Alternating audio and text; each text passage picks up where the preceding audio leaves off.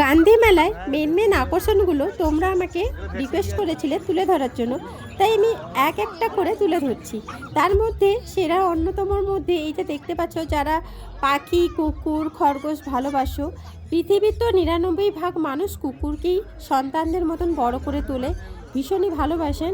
সেটার জন্য দেখো এই যে ছোট ছোট কুকুরগুলো নিয়ে চলে এসেছি গান্ধী মেলায়।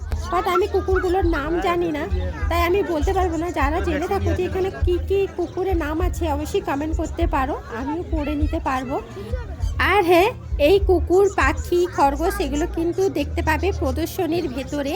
তো প্রদর্শনীতে ঢুকলেই কিন্তু এক কোণায় কিন্তু এইগুলো দেখতে পেয়ে যাবে। তো এইরকম ছোট ছোট মিনি ব্লগগুলো দেখতে কেমন লাগছে অবশ্যই কমেন্ট করে জানিও। আর তোমাদের যদি কোনো রিকোয়েস্ট থাকে অবশ্যই বলো, আমি চেষ্টা করবো সেই ভিডিও তুলে ধরার জন্য।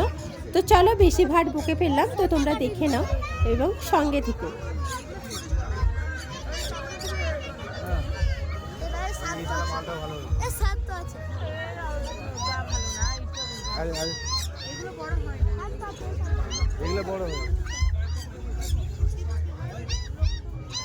এইগুলো এরকম থাকে।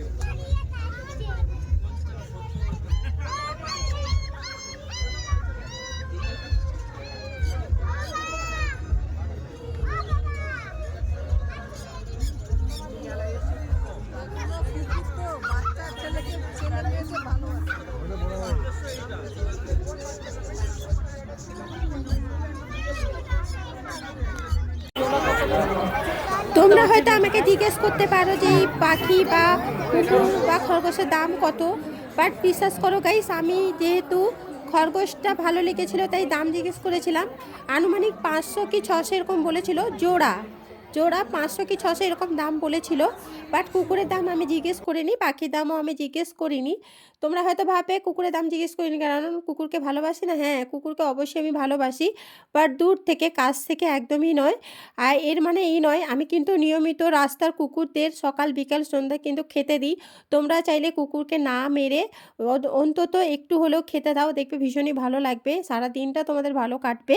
তো যাই হোক ফ্রেন্ডস, আজকের এই মিনি ব্লগটা কেমন লাগলো অবশ্যই কমেন্ট করে জানিও। আর আজকে ভিডিওটা এখানে এন্ড করলাম।